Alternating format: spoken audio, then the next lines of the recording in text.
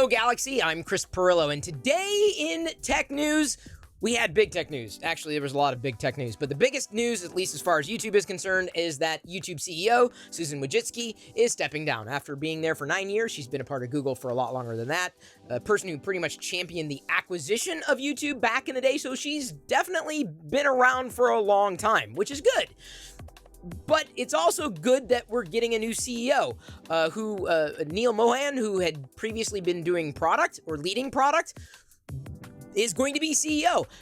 The reason that's good news is because as a product, YouTube has been going through an identity crisis. So there are big changes that can and should take place specifically with the technology that powers YouTube. YouTube doesn't have a creator problem. YouTube doesn't have a reach problem. YouTube has a tech problem. And I don't just mean it's crashing. I don't just mean that it's horribly done at all. I'm saying that the way that they've implemented the technology, the implementation, is problematic. So let's go ahead and break down 3 reasons why I think this is a good direction, potentially, for YouTube to go in, or at least potentially a good change. When you put a product person in charge, the product will improve because they understand product more so than any other aspect of the business. The product is everything. And YouTube used to be so much fun back in the day. Oh my God, so much fun. You could do a video, throw it up there. People would love it because it was about creators. It was all about creators. Period. Now, I know YouTube would sit there and say, well, we're still about creators. They are. Absolutely. No doubt about that. But they're also about the algorithm, right? And they're also about optimizing for time on site or time in app and making changes that are just so devastating to people if they don't play the game. That's a product problem. Because unless of course, Neil believes that the product is just fine. I would argue it's not. So the first thing that I want this new YouTube CEO to do, and Neil, you have no idea who I am, I guarantee. The first thing I want, and I've written this down just to make sure I don't go off script, figure out what YouTube is. Okay, that's period. Because right now, YouTube doesn't know what the hell it is.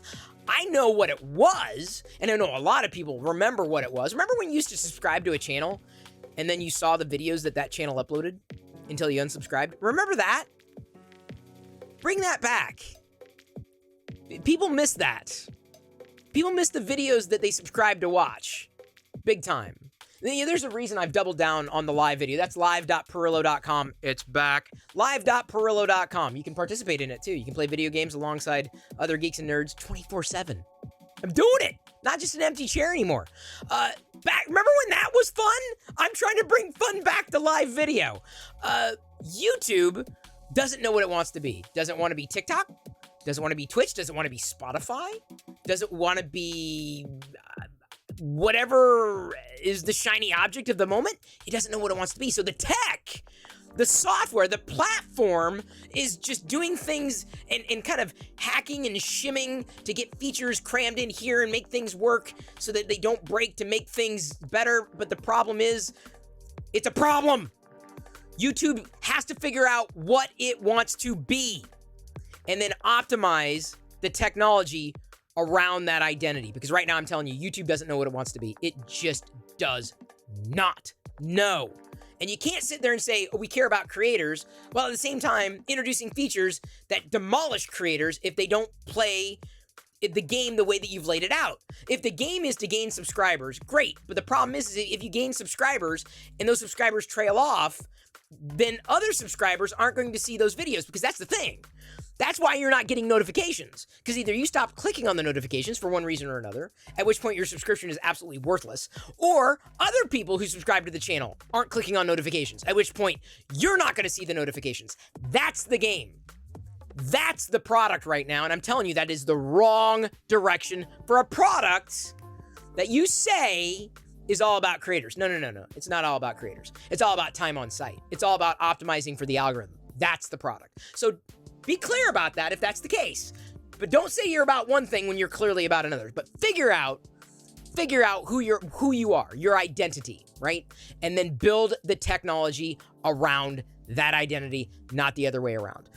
2, Separate products. All right. Now this is a big deal, right? I understand YouTube's a big brand. I understand that it is. Sorry, my screensaver kicked in there, or was it a call for help that kicked in? I don't know. XPlay, possibly extend. Anyway, so YouTube's a big brand. People understand it. They know it. They know what can be expected with the YouTube brand in general. But YouTube TV is a separate product. Still got the YouTube branding. YouTube Music is a separate product. It's kind of married to the legacy YouTube, but it's a separate thing because it's got its own need. Separate YouTube Shorts. Separate YouTube Live. Separate YouTube Classic. Whatever the hell you want to call it, okay? Because right now, what we've got going on and what we've had going on for a number of years is a mess. It's a catastrophe. From a product perspective, YouTube is a mess. Not just for viewers, but for creators as well. It's garbage because we don't know, creators don't know what to do. One moment you say, do the videos this way. Now you're telling us, do shorts. Okay, but will that hurt us in ways that we've been hurt before? Well, but you also have the live option. Do live. Well, if we do live, does that hurt this other chance of a video that I put out there to go and get out to all those people who subscribe to see the videos that they subscribe to, that they opted into, they've double opted into in some cases? So that is something that if you separate shorts and live, I think the YouTube experience would be so much better. Because right now, the culture of YouTube, and I don't just mean the culture internally at YouTube because I'm not familiar with it, but when you log into your YouTube app, or log in, like you dial in and log into YouTube, but like when you open YouTube on the desktop or on your mobile device, and you're there to see whatever you're going to see because they're going to feed it to you.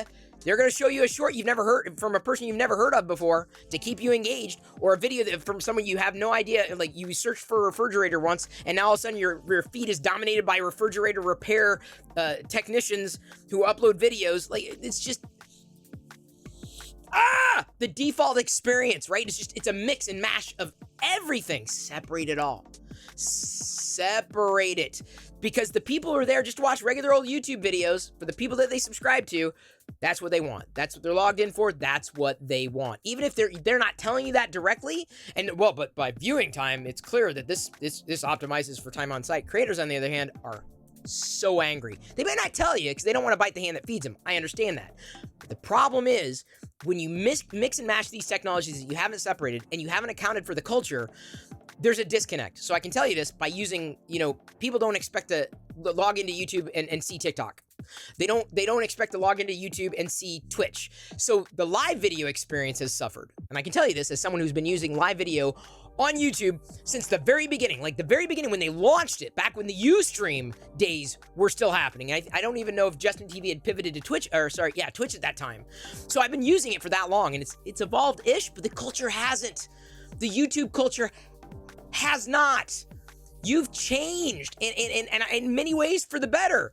But in many ways, you got to get back to what made YouTube great. And you need to separate these things, man. Make a YouTube Live app. Make a YouTube Shorts app. And let people who want to do that. And it could be here's the thing. It could be the same creator, right? But their shorts only show up over there. And their live videos only show up over there. But their regular videos only show up here. Algorithm problem solved? I mean, like, part of the algorithm problem solved? Problem with the channel identity being solved? Because you got to segment the problem is YouTube doesn't think this way. They don't. If you have a live video that gets horrible engagement, good luck with your next video. Good luck. It ain't gonna happen.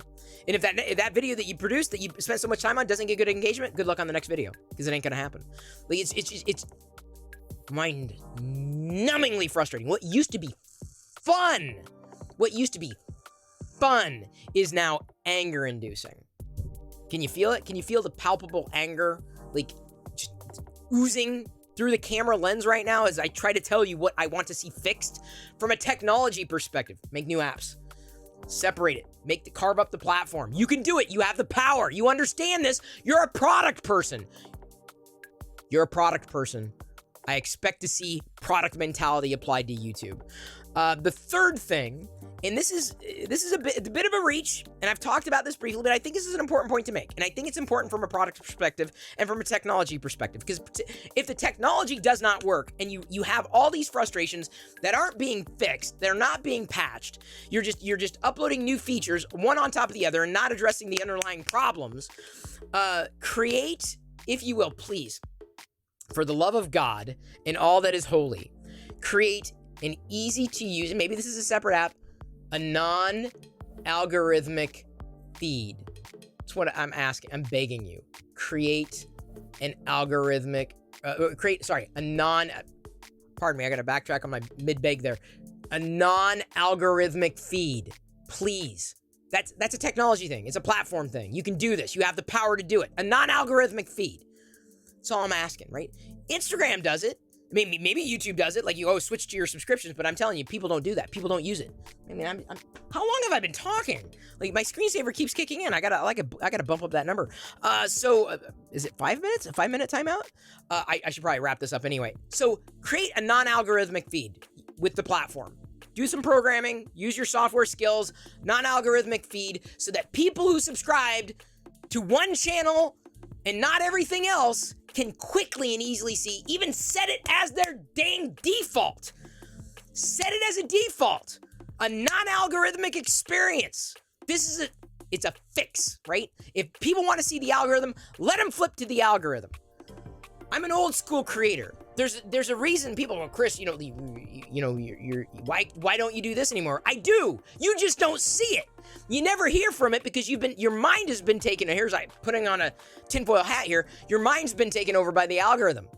You don't see the things you want to see anymore. You see what they want you to see. And this is true. Whether it's Facebook, Twitter, Instagram, which is Facebook vicariously, YouTube, any platform, centralized social media platform that uses an algorithm to optimize time on site is twisting they're giving you an experience, but they're twisting what you're expecting to have. One of the reasons I've been so bullish on Mastodon and the idea of being able to not have to play to an algorithm is that I can connect with people and know that what I put out there is going to be seen if they're scrolling through a feed. You don't have that right now, so I'm begging you, Neil. I'm begging. We're on a first name basis. I guarantee he's never going to return my email now. Not that I've sent this email. Not that he's going to see this video. Be a product person. Be an amazing product CEO because YouTube needs it. It's long overdue. Thank you. Genuinely.